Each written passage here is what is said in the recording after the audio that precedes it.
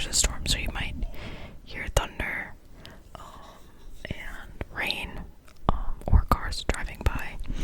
So I apologize for that. But yes, I have been gone. It's more of like where I live that it's hard to record, and I have to record at like 2 in the morning. So by the time like I am ready to record, it's 2 in the morning and I'm tired. So I just haven't been, and that's on me, not anybody else. But here I am. I am gonna make this a like monthly video for sure. And it's movies I watched this month, and then at the end of the year, go over all the movies that I've watched the whole year. I really love these types of movies. It's like I get a lot of ideas and stuff from there. I really do think this light is bright. Let me know what you guys think. I think it might be too bright. I don't know. We'll see. It's like blinding me right now. You're gonna see me look. I have a phone of like notes, and then I also, that might be loud, have a notebook of notes, but I only think I have one movie in this notebook. Everything else I kind of put on my phone. But yeah, without further ado, if you like this kind of content, don't forget to hit that like button, hit subscribe, and let me know what your favorite movie is. My favorite movie of all time, like beyond, is Big. is Big with Tom Hanks. I love that movie. I can watch it all the time. It's like it's. I mean, like if you look at it, like in this day and age, it's not great.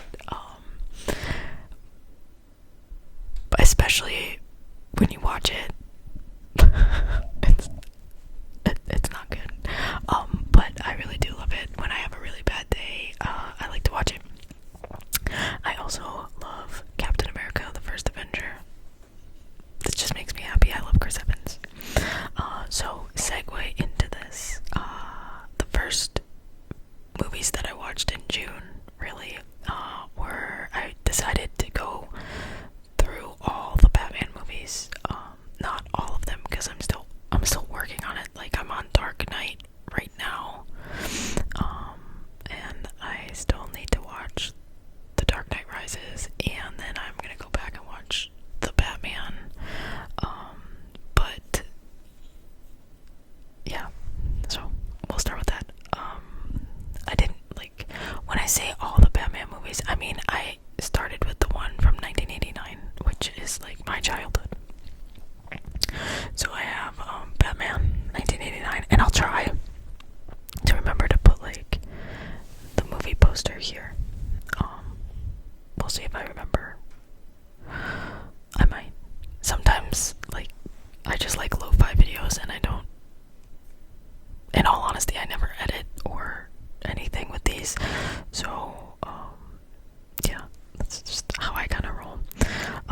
I gave Batman, 1989 Batman, so Michael Keaton. I'm gonna preface this, and it'll show in my notes that I'm not the biggest Michael Keaton fan. I think that he's a fine Batman, but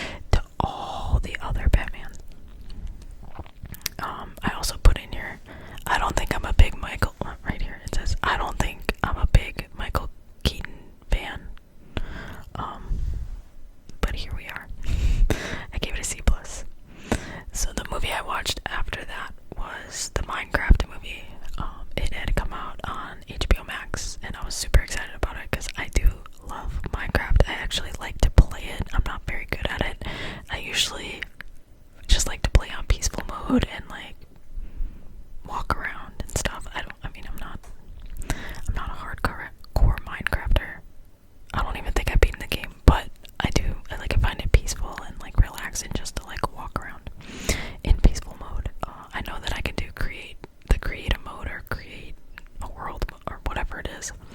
But I don't think that's as fun. I do think peaceful mode is great.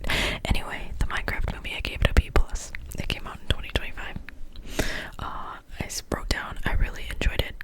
I'm not the biggest Jack Black fan. I really am not.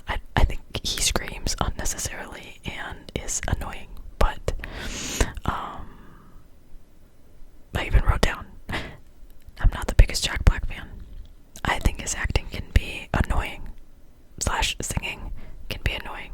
But I do think there was a balance in this movie. I will forever have the chicken song stuck in my head, and also I will always hear him screaming chicken jockey.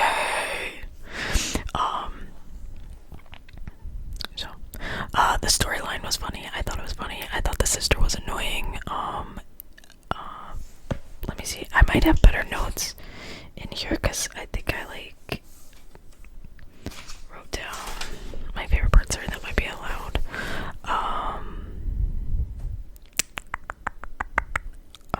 Yeah, I wrote down his acting can be annoying, but there was a good balance. I love Danielle Brooks. I really think like anything she does is funny. She makes me laugh. I loved her zoo. I just felt like she was great. And Jason Momoa, I think like he was probably the more entertaining of the people. He made me laugh in the movie. I could actually really take out the kid and his sister. But you know, it is what it is. I think, you know, I sometimes find the kids to be the most annoying aspect of a movie, but I really did like it. I do hope they make a sequel because I think it's funny. I think it's great. I think it was well done. I actually had very low expectations. I gave it a B. And then I said again, the plot was a bit chaotic at times, but ultimately it was funny and entertaining, and yeah, I liked it. Then I went back to the Batman. And watched Batman Returns, which it has such a special place in my heart. Now, I should preface this again and say that Michelle Pfeiffer is my favorite actress, and Grease 2 would probably be one of the movies that I would take to a stranded.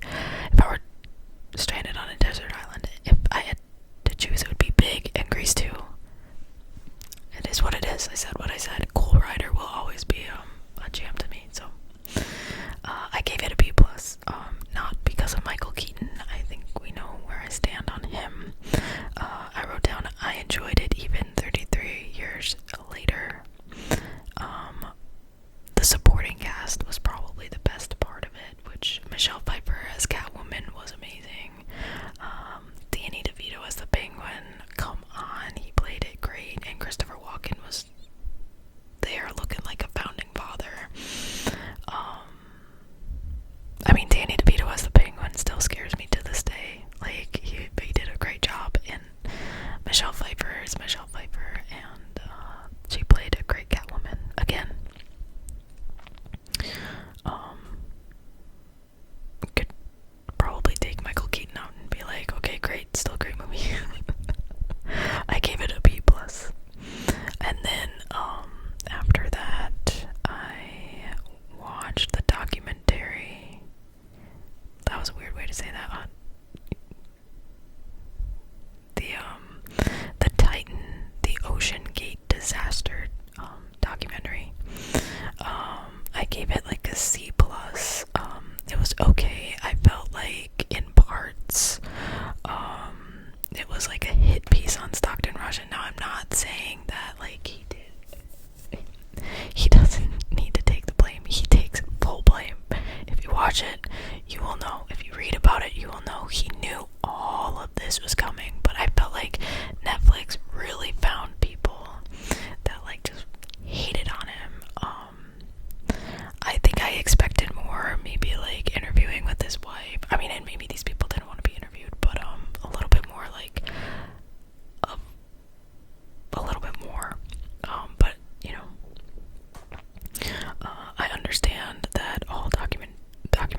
movies are you have to take them with a grain of salt.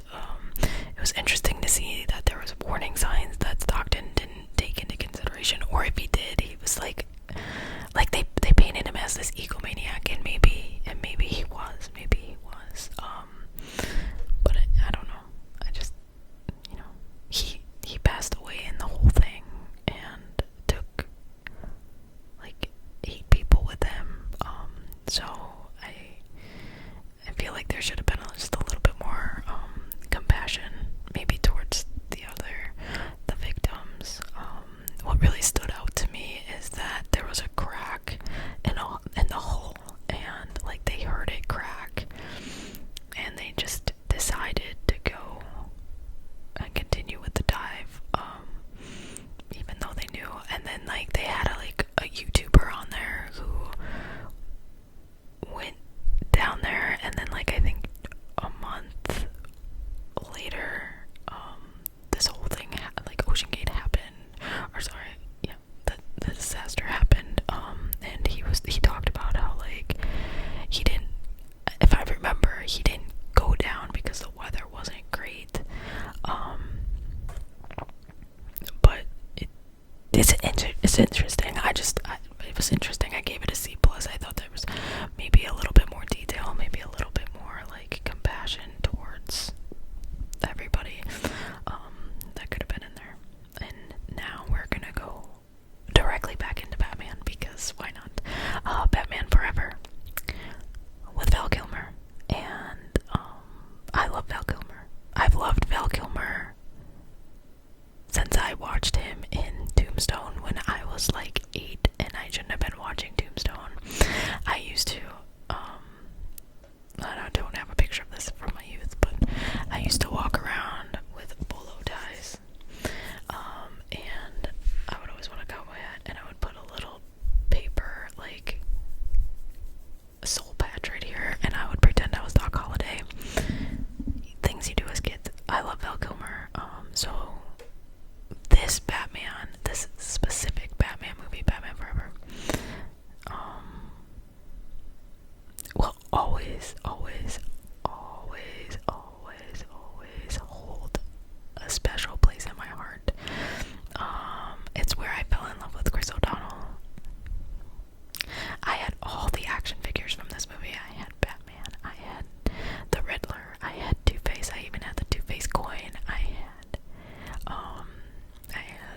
Chris O'Donnell on a motorcycle. Like, I had them all. I loved this movie as a child. I think it was, I mean, is it well done? No. Is it great? No. But if we're gonna compare it to Batman and Robin, it's way better.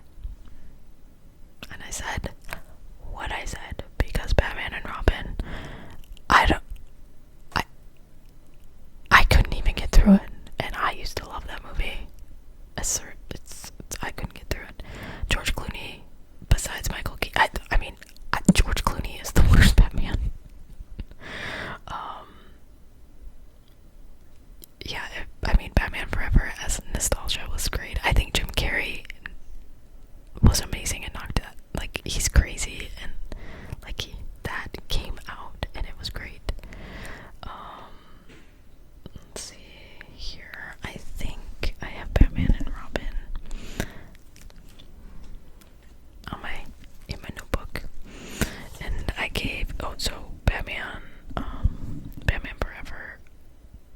I didn't give it a rating, but I'd give it like a B, because it's just like a good feeling nostalgic movie to me. It reminds me of my childhood and playing with these action figures, and going and playing at my neighbor's house, bringing all of our action figures together, and like just, it was great.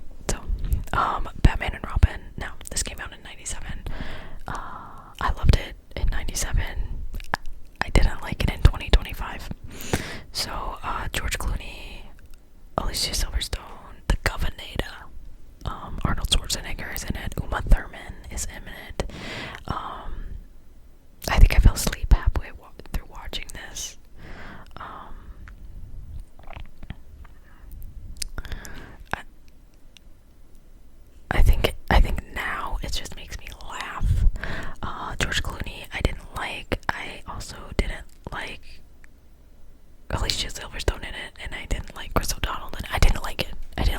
I gave it a C minus, but really, I just didn't like it.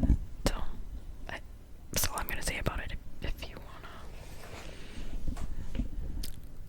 wanna watch it, watch it. The best line in the whole movie is when Mr. Freeze says, "You're not sending me to the cooler." It's such an unserious movie, and that's what I wrote down.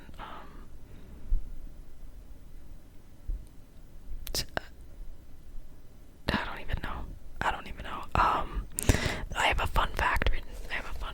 Down here, and it says, "Fun fact: Coolio is in the movie," which I did know this. When rewatching it, I was like, "Oh, that's Coolio. That's weird.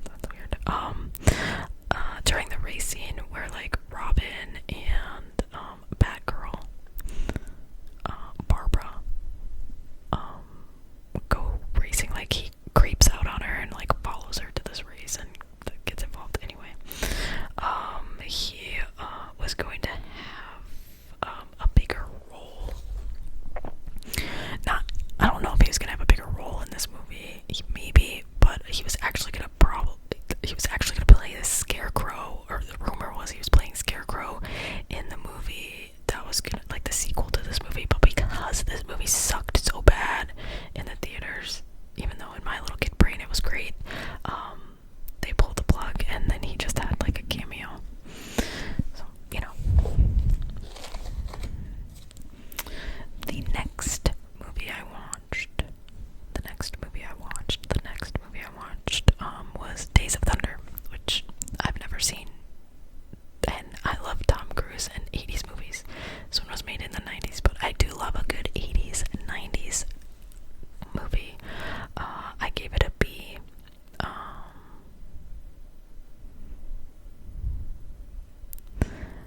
I do love a good Tom Cruise movie, so I gave it a B. I said, let's start with the cast. It had Michael Rooker, John C. Reilly, Nicole Kidman, Randy Quaid, Cary Elwes, and Robert Duvall. So great. It's already great. My favorite part in the whole movie is, and I know I'm not describing any of these movies' plots, I just don't like to give anything away. If you guys want to look it up, look it up. But my favorite part of the movie is when Carrie like rams and like takes Tom Cruise out of this race, and Tom Cruise goes into the pit and he's like, "Change my tires," or something like that, and they change them or they fix it, and he comes flying out of there and rams Carrie into the wall. But like Carrie screams like a little girl. It's crazy. It's great.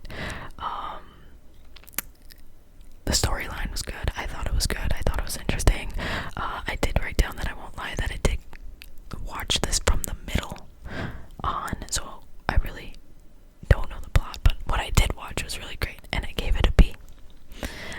And then the last movie that I watched in June was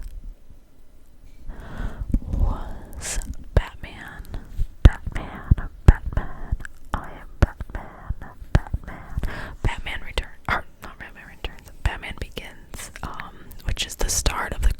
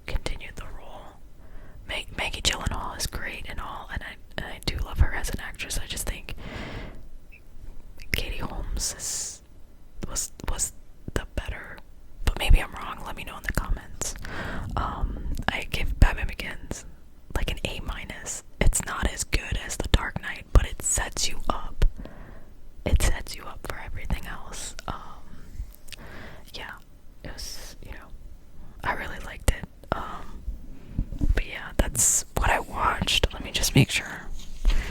Because, yeah, no, Batman Begins. And I could say the best Batman trilogy starts here. Christian Bale will always be my favorite Batman, and it's true.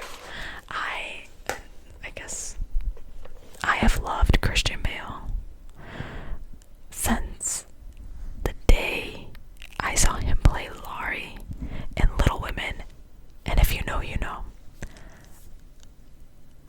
I loved him then, and I love him now, and I know he can be a complete dick. But he has, again, a special place in my heart. It says Christian Bale will always be my favorite Batman. The exploration of how Bruce became Batman was really well done. Christopher Nolan truly made a masterpiece trilogy. He played well on the fear and chaos of everything, and he really played on that.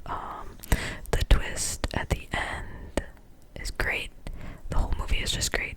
And I said, I just wish Katie came back for Dark Knight. I think it would have been better with her.